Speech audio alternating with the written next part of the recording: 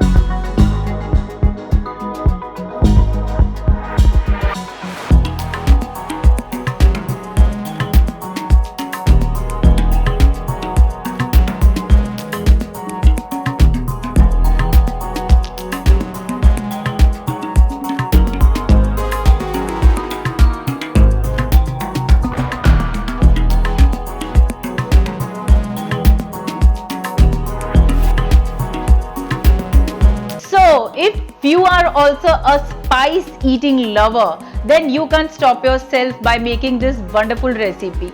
Please do try this recipe and let us know how did you like it. Also, please don't forget to follow our social media pages of Rentio Tuardar. Thank you so much.